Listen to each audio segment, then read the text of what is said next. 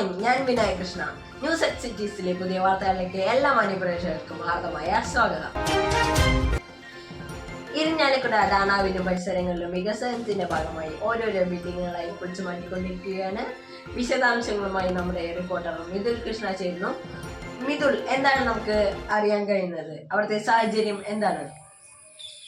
അതെ വിനായക്, ഇവിടെ വികസനം കാരണം ബിൽഡിങ്ങുകൾ പൊളിക്കുന്ന സ്ഥിതിയാണ്. ഇവിടെ ഓരോരോ ബിൽഡിങ്ങുകളായി പൊളിച്ചുകൊണ്ടിരിക്കുകയാണ്. പണിക്കാരൻ വാഹനങ്ങൾ വഴി തിരിച്ചു വിടുന്നതുണ്ട്.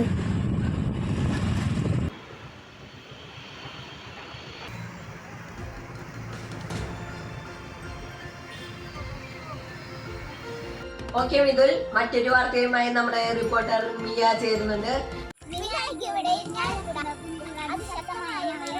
ഇവിടുത്തെ കാലാവസ്ഥ അതിമോശമാണ്. കനത്ത മഴയുണ്ട്.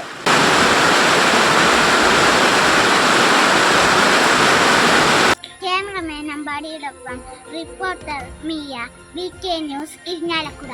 അപ്പോൾ നമ്മുടെ റിപ്പോർട്ടർ മിയ പറഞ്ഞതുപോലെ പല സ്ഥലങ്ങളിലും നല്ല മഴയും കാറ്റും കാര്യങ്ങളും എല്ലാം ഉണ്ട്.